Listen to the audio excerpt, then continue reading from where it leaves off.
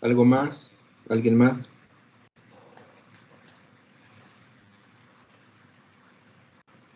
Para evitar el desgaste de las piezas, ¿no? Sí, un sistema de lubricación como objetivo principal es básicamente el de lubricar, ¿ok? Hacer que el movimiento entre las piezas mecánicas, metálicas, sea lo más suave posible. Pero no es su única función o no es lo único que genera este sistema.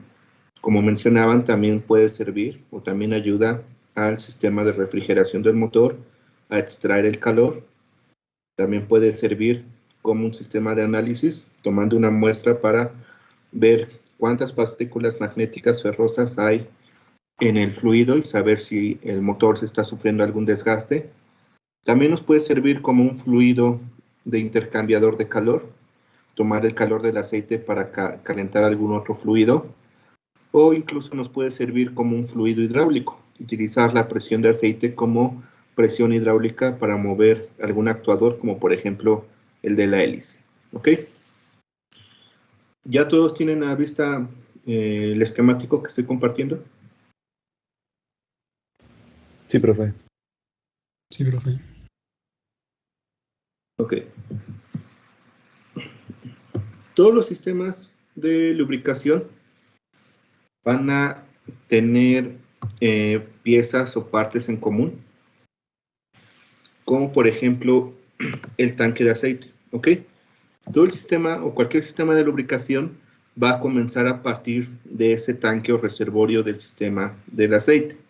Ese tanque puede estar abajo del monobloque del motor o en alguna otra parte, ¿ok? Esto da cavidad a tener dos tipos de sistemas de lubricaciones, los de cárter seco y los de cárter húmedo. ¿Leyeron esa parte en el documento? Sí, profe. Ok. ¿Cuáles creen que serían las ventajas o desventajas o en qué momento se utiliza un cárter seco o un cárter húmedo en un motor?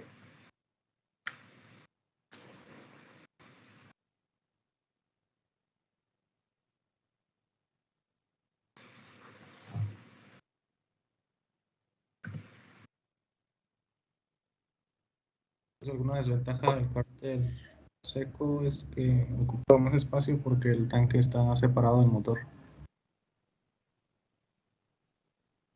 Ajá.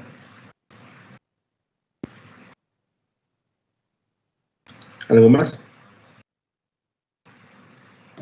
En el cárter seco es más fácil controlar la presión y temperatura. Sí. Esas son algunas diferencias, ¿ok?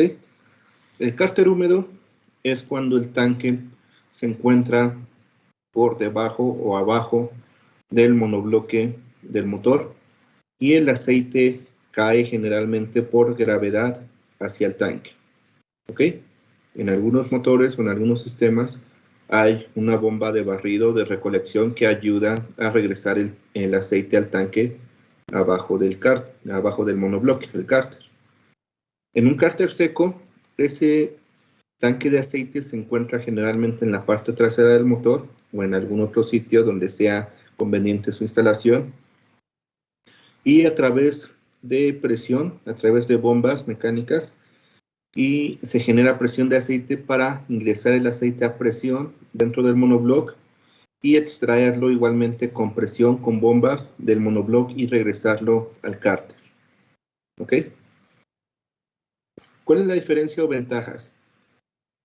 Obviamente la diferencia es la posición donde se encuentra el tanque, pero sus ventajas, como lo comentaban, es que en el cárter seco yo puedo controlar tanto presiones como temperaturas como flujos, sin importar qué esté haciendo el motor.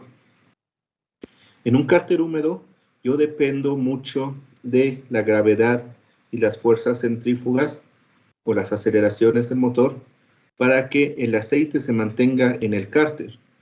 Si yo un motor que tiene un cárter húmedo le doy vuelta completamente, lo pongo de cabeza, por gravedad todo el aceite va a caer encima del motor. ¿Ok? En un cárter seco, no importa en qué posición ponga yo el motor, al ser una lubricación forzada a presión, el aceite siempre va a recorrer su ciclo. ¿Ok? ¿Qué es lo que pasaría si yo en un cárter húmedo volteo el motor? Que la toma de aceite del cárter, la toma de suministro de aceite al motor, en algún momento no está cubierta por aceite, entonces no envía aceite hacia el motor para lubricar y el motor empieza a trabajar en algunos momentos sin aceite y es lo que provoca que se generen unos grandes desgastes dentro del motor. Otro de los factores es que al yo quitarle un volumen inferior al motor, yo puedo reducir su sección transversal de este mismo, haciéndolo más delgado, poniendo el cárter en la parte trasera. Al hacer yo la sección transversal del motor más delgada, yo genero menos resistencia al avance, menos presión dinámica y aumento la eficiencia de esa sección al momento de volar. ¿Ok? Entonces, generalmente los motores con un cárter seco se utilizan en aeronaves que tienen ángulos de banqueo muy grande o de plano son aerobáticos, que son los que hacen las piruetas en el aire. Los otros motores de cárter húmedo son generalmente utilizados en aviones pequeños como Cessnas o comerciales que únicamente van volando en una forma comercial, sin hacer tantas piruetas o ángulos de banqueo muy grandes. ¿Ok? ¿Hasta ahí dudas?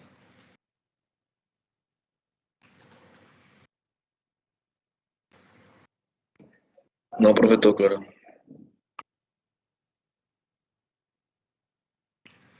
Bueno, una vez que tenemos el tanque, generalmente todos los sistemas de lubricación van a tener siempre una línea de suministro que es la que va a ingresar el aceite dentro del motor para lubricar el sistema o los sistemas, ¿ok? Esa línea de aceite va a ser presurizada por una bomba, la cual generalmente o casi siempre es una bomba accionada mecánicamente.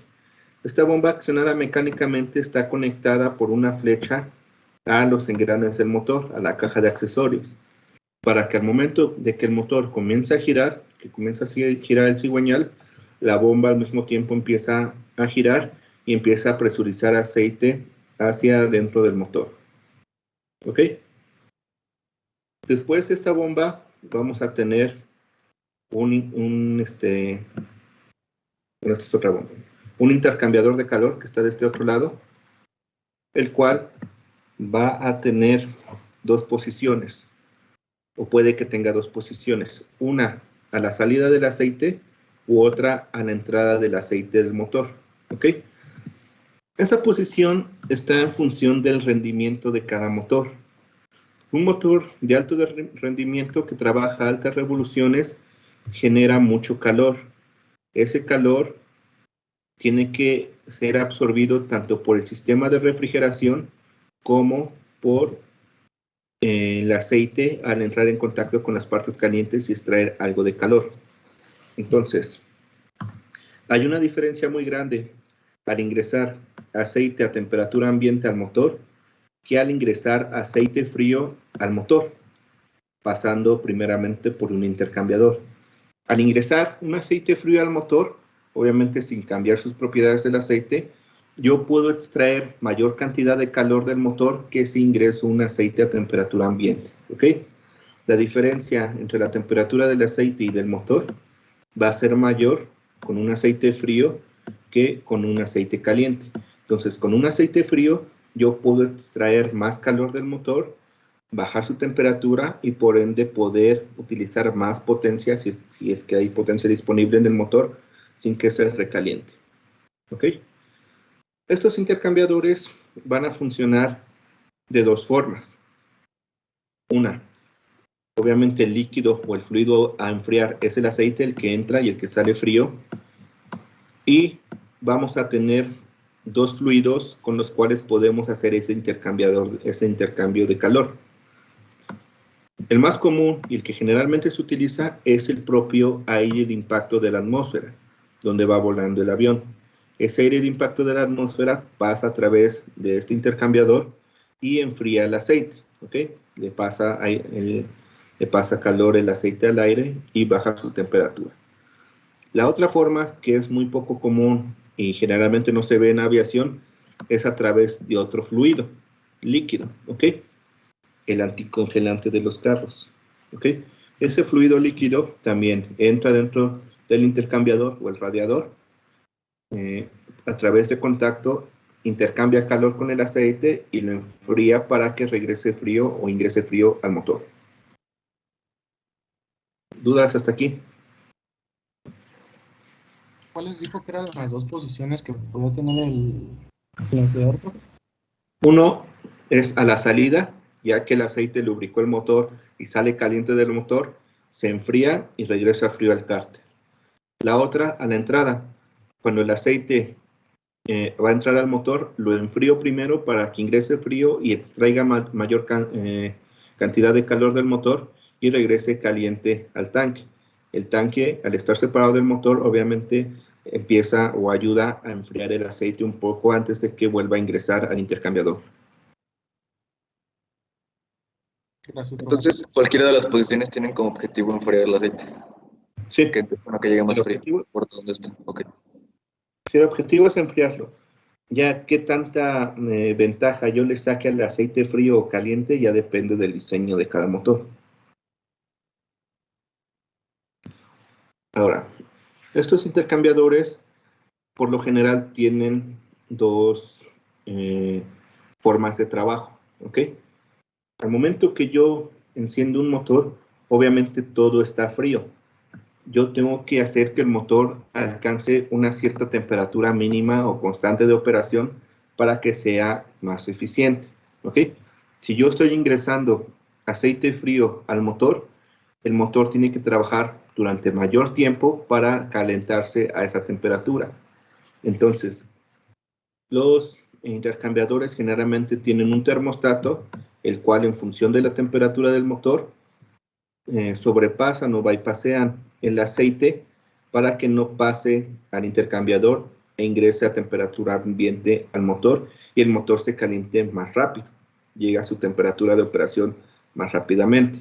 Una vez que está a su temperatura de operación, el termostato bloquea ese camino alterno del aceite y ahora sí lo hace pasar a través del intercambiador para enfriar el motor. ¿Ok? Una vez que el aceite ingresa al motor, dependiendo de cómo sea el sistema dentro del motor, ya sea por goteo, salpicadura, presión, etcétera, va a lubricar todos sus componentes. ¿Ok? A partir de esta línea que ingresa al motor, yo voy a sacar dos valores. Un valor que voy a mandar hacia cabina, perdón, era el de acá abajo, un valor que voy a mandar hacia cabina va a ser temperatura y el otro valor va a ser presión de aceite. ¿Ok? Esos dos valores son valores operacionales que siempre se deben de tener en cabina para saber de que el motor está trabajando bien. Estos valores generalmente tienen dos indicadores, dos de temperatura y dos de presión. ¿Ok? Esos dos indicadores es por si algún sensor o algún indicador falla, siempre tengo el otro de respaldo. ¿Ok? Todos estos valores se toman a la entrada del motor siempre. Saber cómo está siendo alimentado el motor en cuanto a temperaturas de aceite y presiones de aceite. Obviamente, si hay una baja presión o no hay presión de aceite, quiere decir que no está ingresando aceite al motor y se va a comenzar a calentar y va a empezar a fallar el motor. O si la temperatura del aceite está ingresando muy caliente, quiere decir que el intercambiador no está trabajando y que el aceite al ingresar caliente, obviamente la temperatura del motor va a comenzar a aumentar cada vez más y más y puede que el sistema de enfriamiento del motor no la pueda mantener en una temperatura adecuada. ¿Ok? ¿Dudas de eso? Disculpe, maestro, creo que en el chat habían preguntado si podían grabar las sesiones. Es que como tengo compartida la pantalla, no tengo visión del chat.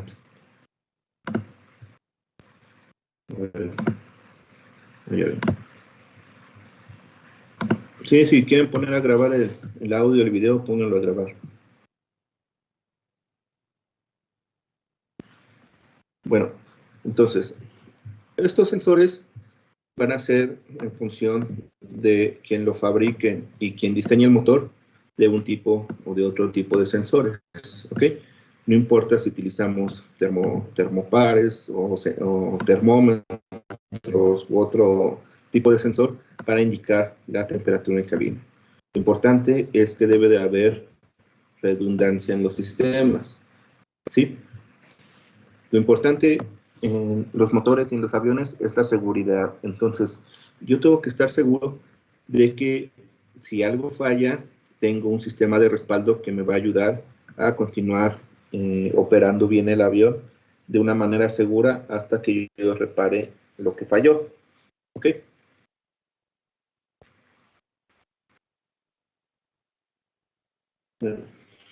Una vez que el aceite lubricó todo el motor, es hora de sacarlo del motor.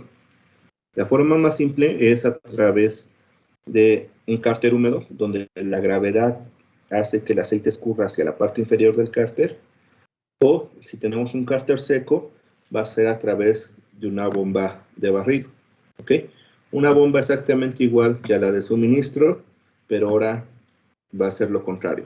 En lugar de meter aceite al motor, va a sacar el aceite del motor para, perdón, por acá por la amarilla, para regresarlo al tanque. ¿Ok? Ese es el único trabajo del sistema de barrido. En este sistema de barrido es donde a veces, ya sea en el sistema de barrido o en el mismo tanque, tenemos los detectores de partículas magnéticas en el aceite, ¿okay? Que no son más que imanes permanentes o magnetos que van a atrapar o van a estar sumergidos en el aceite y obviamente cualquier partícula ferrosa se le va a pegar a ese imán. ¿Ok? Entonces, a partir del tipo de partícula ferrosa que se le pegue al imán, yo puedo analizar qué parte del motor es la que está siendo desgastada.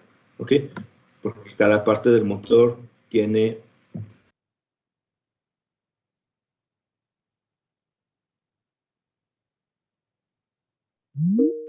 analizar babas, yo sé generalmente de qué parte del motor es la que está sufriendo ese tipo de desgaste.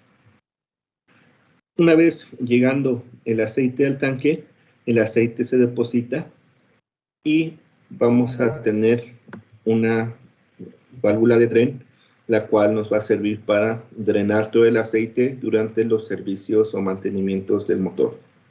En este mismo tanque vamos a tener los puertos de rellenado del tanque de aceite y vamos a tener una línea que se llama ventilación que va a unir el tanque con el motor y va a estar apuntando siempre hacia afuera del sistema. Esa línea de ventilación lo que hace es que va a extraer o sacar todo el aire o burbujas de aire que se generen dentro del sistema. Al momento de que el aceite ingresa hacia el cigüeñal, las bielas, los pistones, todo está girando o está en funcionamiento.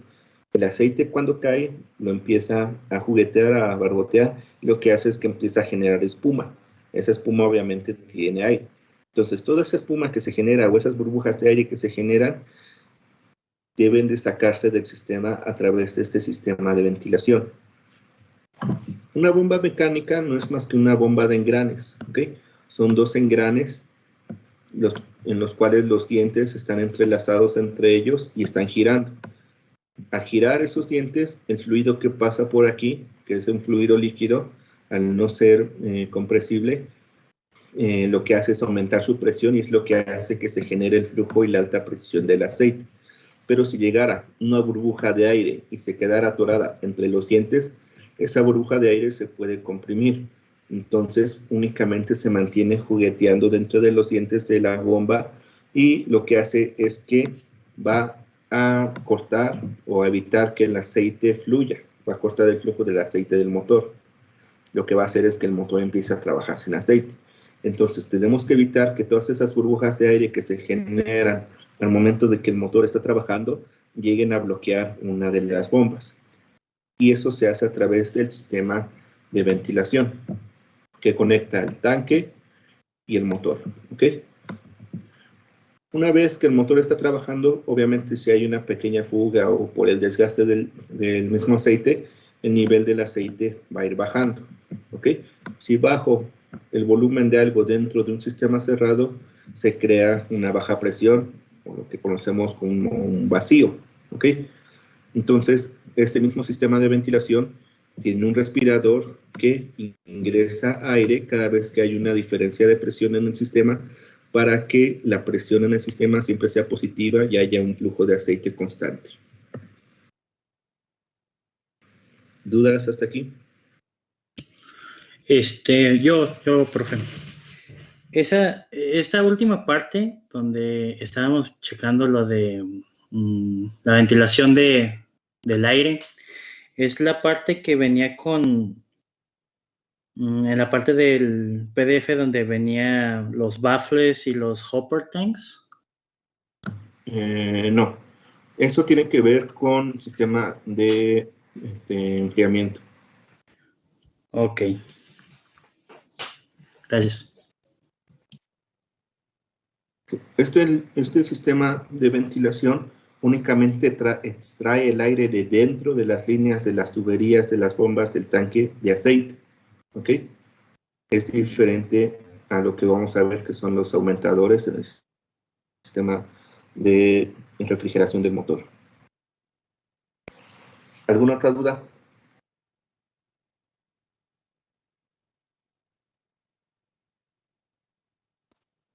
Todo bien.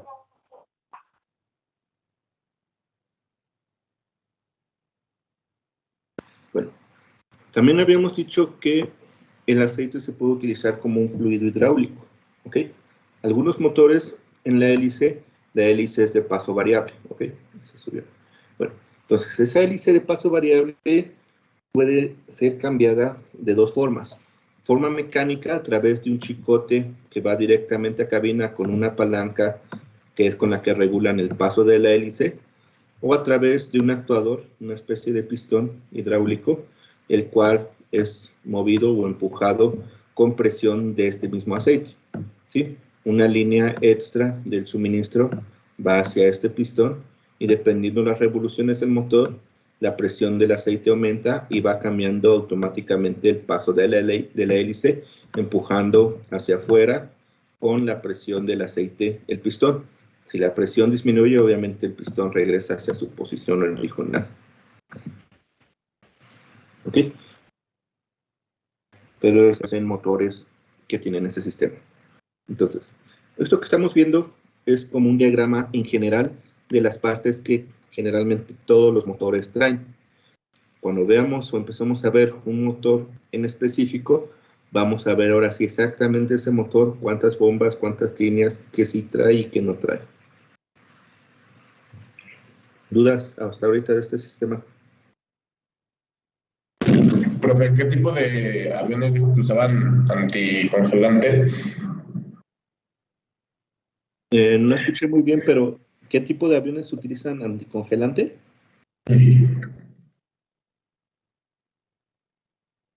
Si hay alguien más que me confirme porque no escuché muy bien. Sí, profe, eso pregunto. Sí.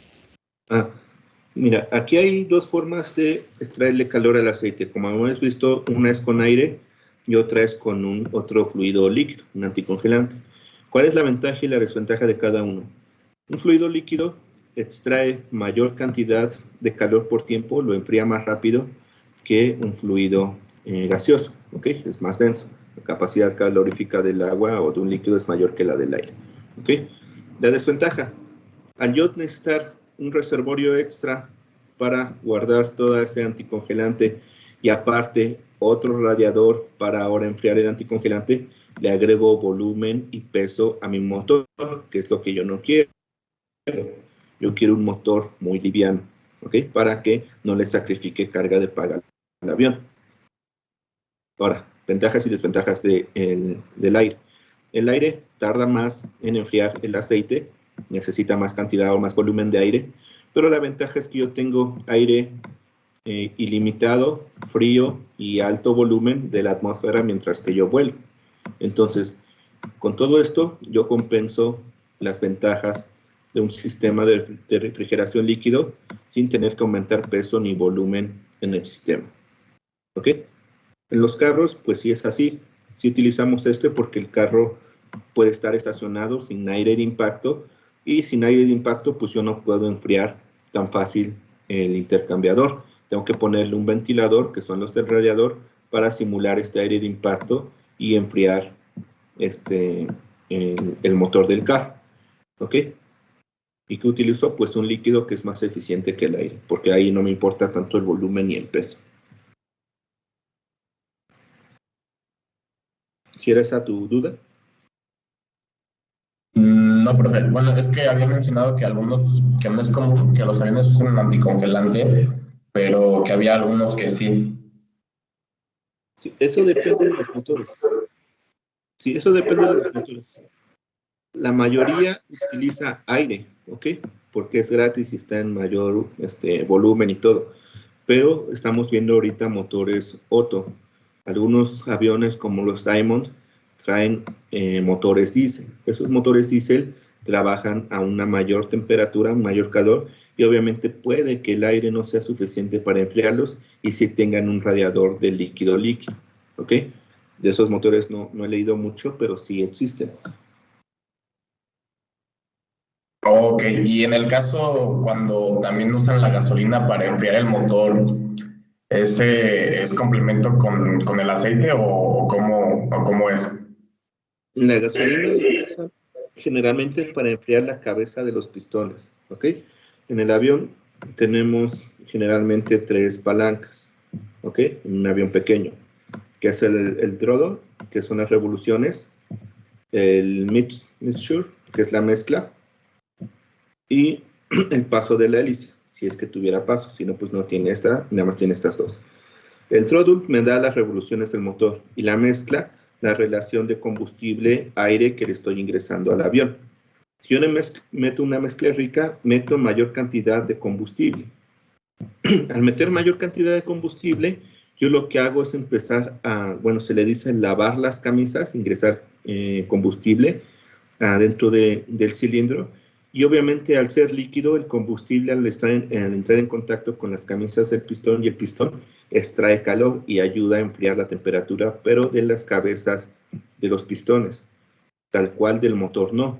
¿Qué es lo que se puede hacer en unos motores más grandes? De que si el aire que ingresa no es el suficiente para enfriar el aceite, pues yo ya traigo combustible en el avión, paso una línea de combustible que le quite calor al aceite y después la mando con combustible caliente adentro del motor para que sea más fácil su quema, que se queme más fácil el combustible, se volatilice más rápido. Así es como yo podría utilizar el combustible para enfriar el aceite, pero tal cual el motor no, más que de esta forma, con la cabeza de los cilindros. Ok, perfecto, muchas gracias. ¿Alguien más? ¿Otra duda?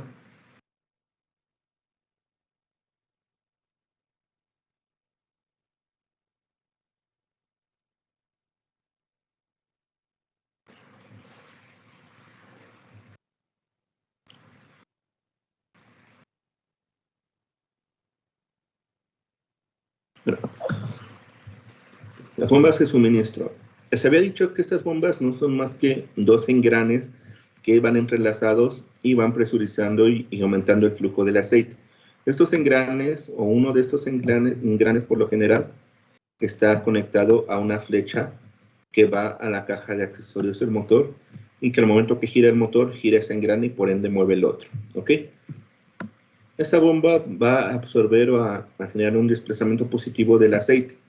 Ese aceite va a entrar a un componente en común de todos los motores, que puede que tenga 1, 2, 3, depende del diseño de cada motor, pero generalmente funcionan igual, que son los filtros, ¿ok? Estos filtros pueden ser de 2 tipos: desechables, donde la malla que filtra es de papel corrugado o es de papel que es desechable, o lavables, que son de rejillas de metal que se pueden limpiar y volver a reutilizar. Una vez que el aceite es limpiado o filtrado, pasa hacia las líneas de suministro para lubricar el motor. Como esta bomba, al ser mecánica y estar movida por las revoluciones del motor, si el motor aumenta sus revoluciones, la bomba aumenta sus revoluciones y la presión del aceite aumenta, ¿ok? Si esa presión del aceite aumenta, voy a tener una válvula de alivio de presión, donde esa misma presión empieza a comprimir este resorte que está calibrado a una X presión para cada motor, y conforme aumenta la presión, el resorte se va comprimiendo y va a liberar presión o hacer que el aceite pase por este camino para que vuelva a pasar por la bomba y así mantener una presión constante que vaya hacia el motor a través de esta válvula de alivio. ¿Ok? ¿Sí se entendió eso?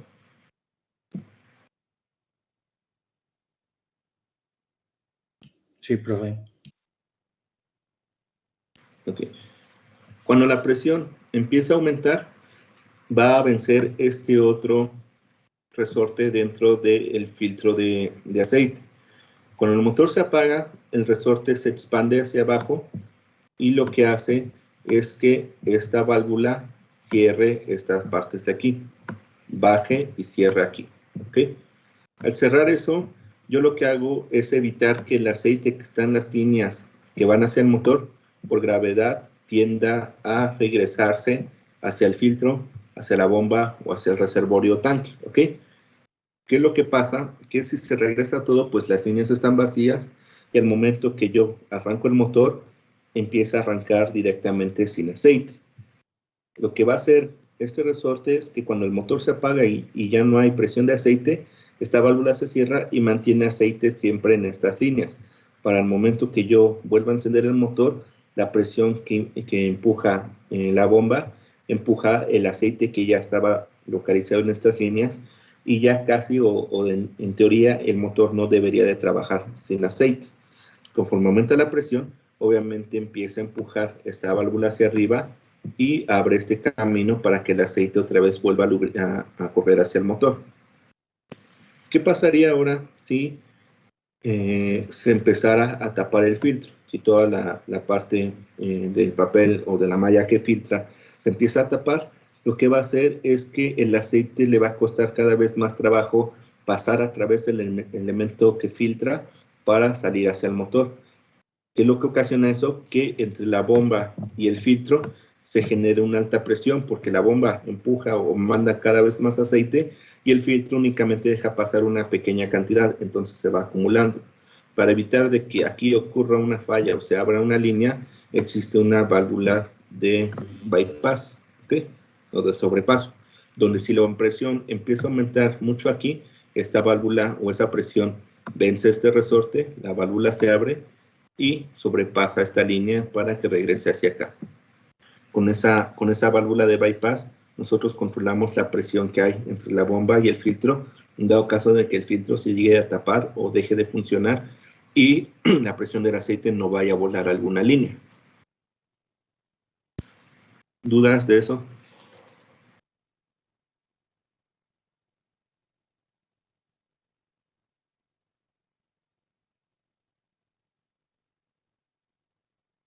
Profe, el rector decía que cuando se tapa, se prefiere tener aceite sucio a que no esté lubricado. Entonces, o sea, cuando pasa por el bypass, también entra al motor. Sí, en teoría, cuando sube por aquí, pues tiene dos caminos, uno para acá y otro para acá. ¿Cuál va a tomar? El que ofrezca menos resistencia. Obviamente, si hay baja presión de aceite, la menor resistencia es hacia el motor, porque representaría mayor resistencia a comprimir el resorte. Pero supongamos que estas líneas también están tapadas, la menor resistencia es a través del resorte. Entonces está en función de cada circunstancia. Entonces, en teoría, es preferible que el aceite sucio, que no es filtrado, pase hacia el motor, a dejar el motor sin aceite.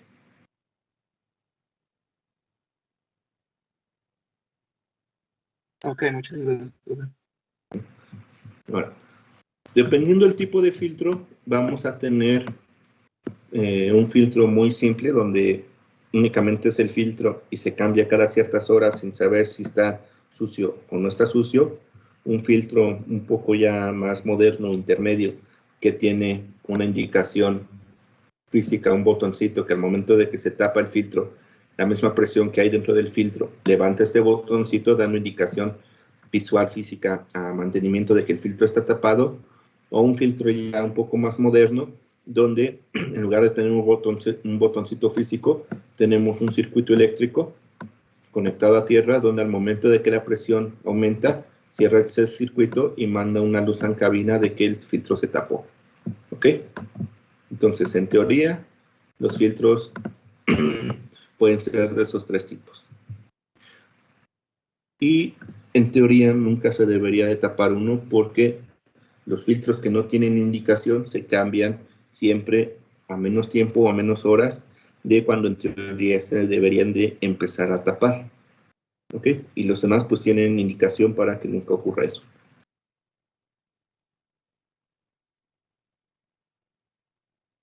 ¿Más dudas?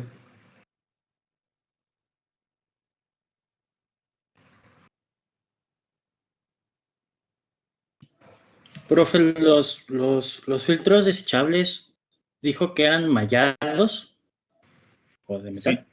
Sí. El elemento que es esto que ves aquí puede ser de dos tipos. Uno de papel, como los filtros de unas cafeteras, que van a filtrar el aceite para retener todas las partículas de suciedad, y que generalmente son desechables, los de papel, y otros que son este mismo filtro, pero de metal, de rejillas de metal, que a veces son lavables y a veces también son desechables. Todo depende del tipo de filtro, pero son esos tipos los que existen. Y por ejemplo, uno de esos que pueden ser lavables son como los magnéticos que dijo de la bomba de barrido. Sí. Los filtros tal cuales no distinguen entre cosas magnéticas o ferrosas o plásticos. Lo que atrapan es mayor a un cierto micraje para evitar que pasen hacia el motor. ¿Ok? Los magnéticos, su función específicamente es atrapar partículas magnéticas para ver qué parte del motor se está desgastando. Esos magnéticos, al ser imanes, sí se pueden lavar y seguir utilizando. Si el filtro tal cual dice que es reutilizable o lavable, generalmente es de metal y sí se puede volver a utilizar, pero si son de papel, esos ya no, esos son desechables. Ok, gracias.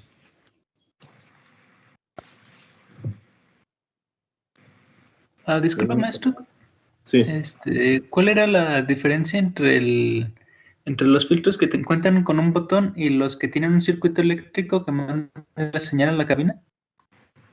La única diferencia es cómo lo indican. Ambos trabajan bajo presión. Si aumenta la presión dentro del filtro, quiere decir que algo está tapado. Entonces, estos de botoncito no es más que un botoncito que está conectado a una línea que está a la presión del filtro. Si la presión llega a aumentar de más, de un cierto preestablecido, obviamente va a empujar el botoncito hacia arriba. ¿Ok? Y ese botoncito se va a ver que sale del filtro a través de una mica transparente, indicando de que el filtro está tapado. Bueno, en teoría está tapado, sino el botoncito indica la presión máxima a la cual debería de alcanzar el filtro sin que estuviera tapado. A partir de ahí se empieza a tapar. La otra es exactamente igual, un switch de presión que cierra un circuito eléctrico que hace que se prenda una luz. ¿Ok? La única diferencia es que uno es un botoncito rojo físico, el otro es un poquito, pero trabajan bajo el mismo principio. Cuando aumenta la presión, uno salta y el otro se cierra.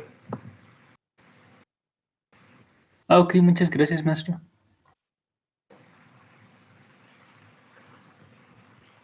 ¿Alguna otra duda?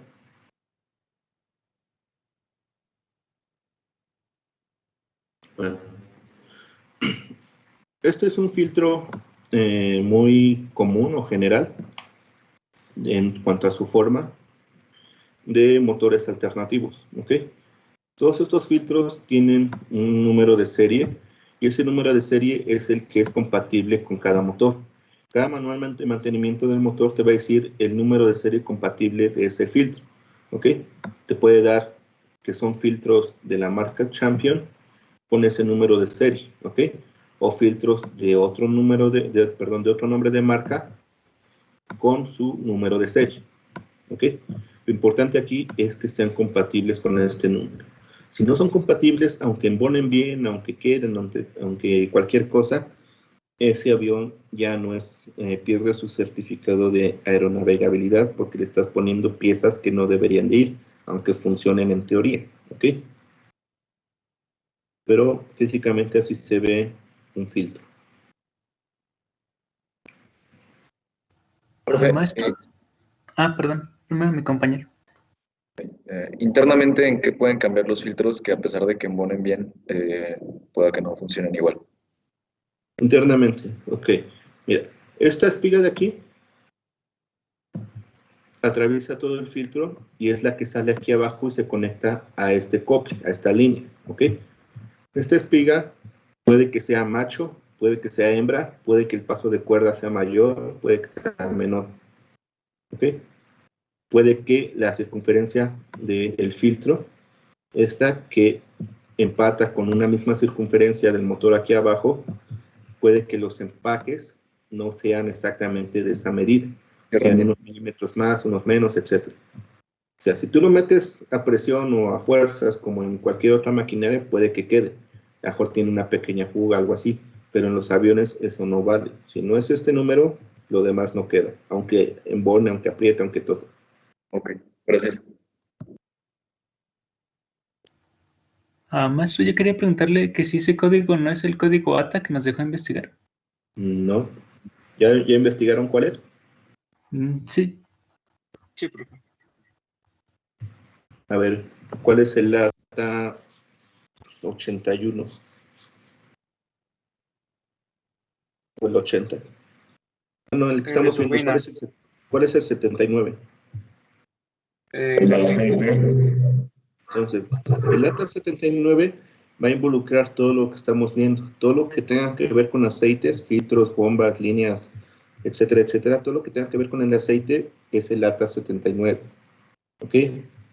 Ese es el capítulo, el 79. Luego tiene un guión, ¿ok? 79 guión y tiene otros dos números.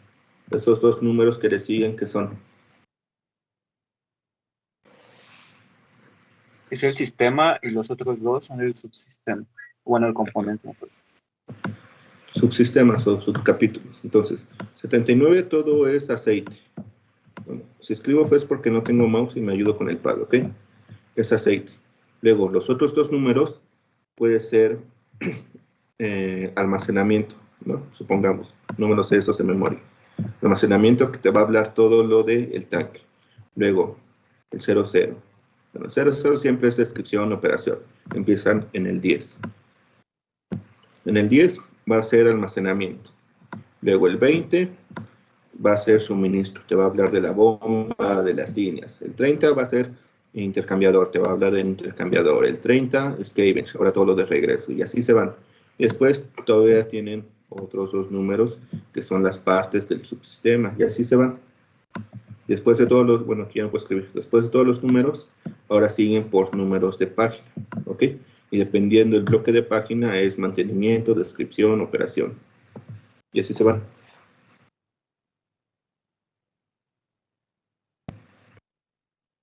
Pero no, esto de aquí no es el ATA. Este es el número de serie y de parte. ¿Ok? Es la, bueno, cuando avancemos más en la otra tarea que les voy a dejar. ¿Cuál es la diferencia entre el número de serie y el número de parte? ¿Todas?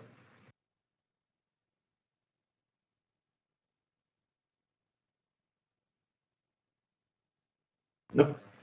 Bueno, la mayoría de los motores traen este tornillito que es el tornillo de ajuste de presión del motor. Con este tornillo yo lo que voy a hacer es ajustar este resorte para ajustar a qué presión quiero que se empiece a drenar el aceite para que la presión del sistema aumente o disminuya. ¿Ok? Yo lo controlo desde acá y le voy dando más compresión o menos compresión al motor para que se pueda derivar el aceite y aumentar o variar la presión dentro del sistema. ¿Sí? Con eso yo calibro la presión del aceite en el motor y ya checo en cabina que se encuentre dentro del arco verde del indicador.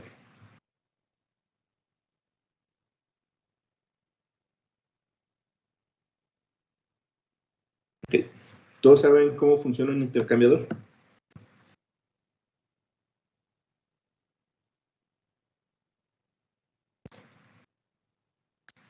¿Sí, no?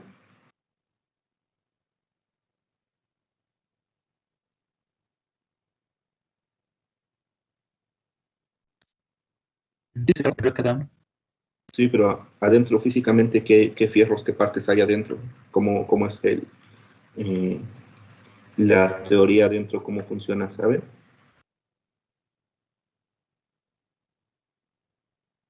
Yo no, profe. No, profe. No. Hagan de cuenta que para que haya un intercambio de calor bajo esta teoría, tienen que estar en contacto los dos fluidos, ¿ok? Pero si están en contacto, pues se mezclan y ya no me sirve, ¿ok? Entonces tienen que estar en contacto a través de una pared, de un elemento físico, que es un tubo. Por dentro del tubo va un fluido y por afuera va otro. El fluido caliente, ya sea el de dentro o el de afuera, calienta esta pared y a través de la pared es donde ocurre el intercambio térmico, ¿ok? Cambian temperatura. ¿Cómo funciona un radiador o un intercambiador? Hay dos, líquido-líquido o líquido-aire, ¿ok? Los dos van a tener dentro una especie de espigas o serpentinas que hagan de cuenta que es una línea o una manguera, ¿ok? Que va a dar muchas vueltas lo más compacta posible, pero que siempre haya espacio entre ellas para que el otro fluido pase a través de ellas, salga.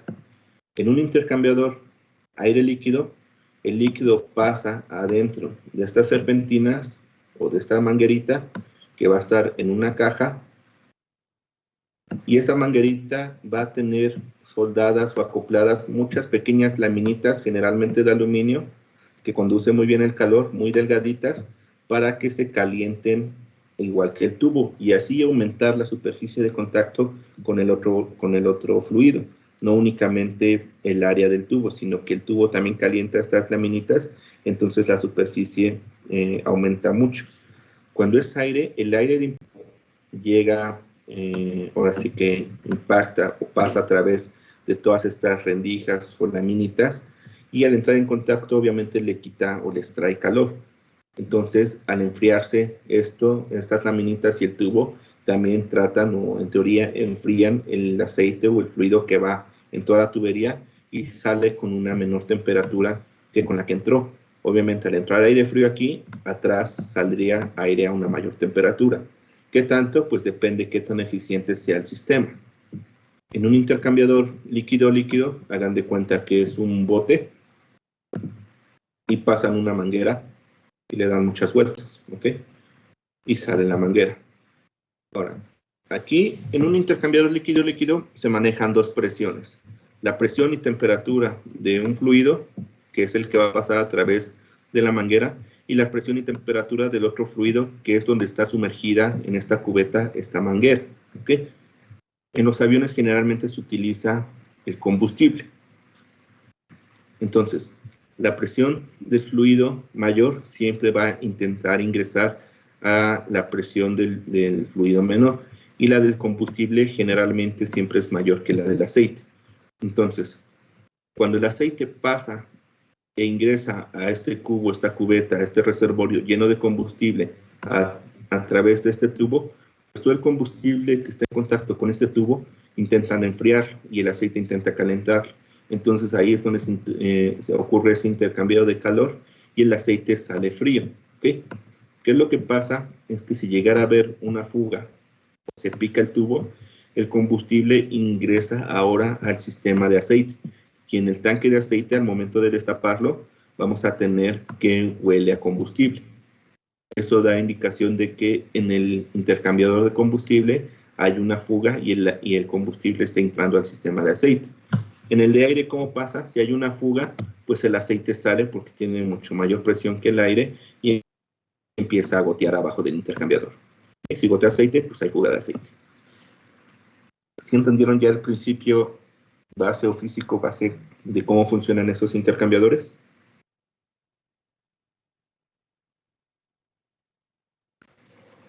Sí, profe. Ahora, ¿qué tan eficientes son y todo eso? Pues ya depende de qué tan grandes y los materiales que utilicen, ¿verdad? Son superconductores de calor, etcétera, y qué tan grandes, y mientras más grande, pues más área de impacto de aire y más calor extrae. Mientras más frío el combustible, pues más calor extrae del aceite, etcétera. ¿Dudas hasta aquí?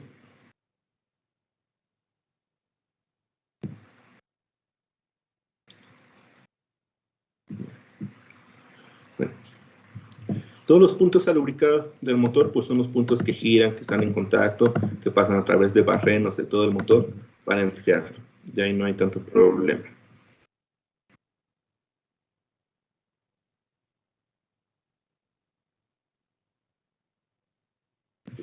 Miren, este es el reservorio de un motor, donde está el aceite y aquí abajo está el dren, que a veces puede que tenga el imán aquí mismo.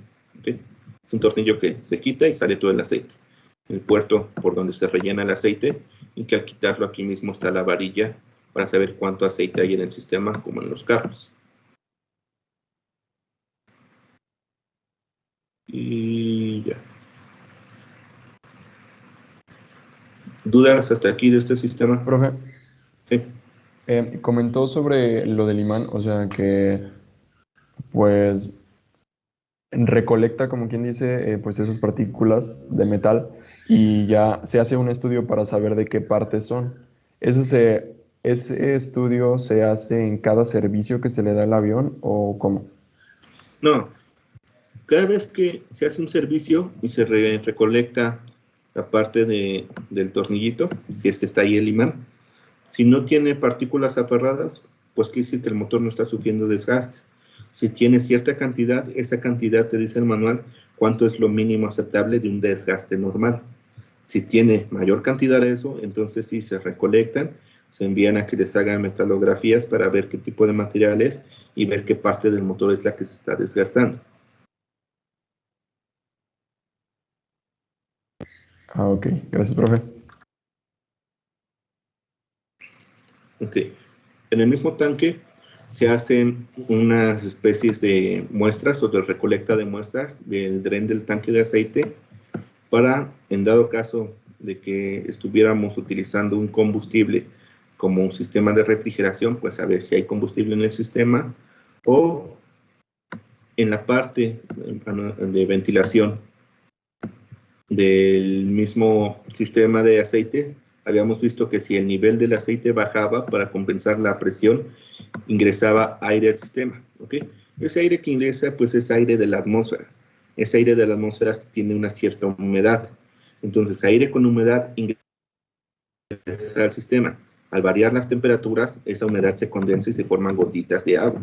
El agua es más densa que el aceite, o en teoría es más densa que el aceite. Entonces se deposita en el punto más bajo del sistema. Al hacer estas muestras, yo sé o le saco o elimino el agua que pudiera tener el aceite para evitar de que ese agua me dañe alguna línea o provoque corrosión dentro del sistema.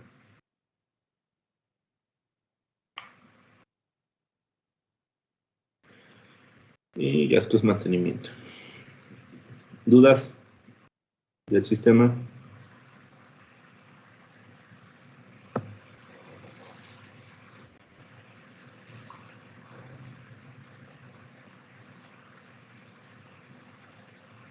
No, ninguna. Ahorita estamos viendo únicamente lo general, ¿ok? Profe, entonces el cárter y el reservorio de aceite no es el mismo. Sí, son sinónimos. Unos les dicen cárter, otros les dicen el reservorio del aceite. Es el recipiente donde se guarda el aceite, donde se almacena. Ok, gracias.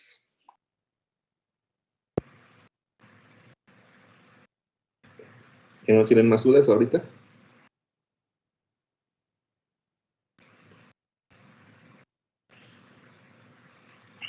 Bueno, entonces, La siguiente clase va a seguir siendo sistema de aceite, pero ahora en lugar de ver algo en general, vamos a ver específico en un ejemplo en un motor, ¿ok? Todo lo que en teoría sabemos cómo funciona aquí, lo vamos a ver ya directo en un manual de un motor.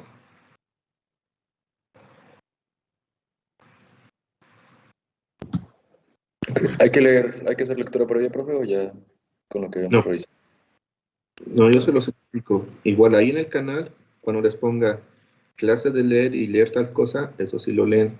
Si no les programo lectura y les pongo clase directa, pues no les estoy pidiendo que lean nada. Ok, gracias. Perfecto, profe, gracias. Disculpe, maestro, ¿es necesario entregar reportes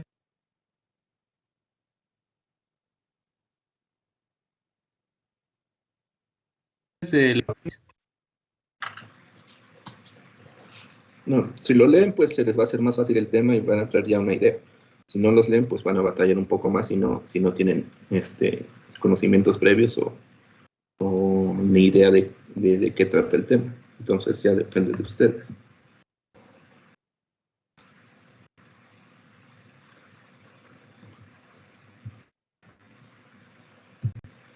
Bueno, entonces les programo la sesión para la siguiente clase.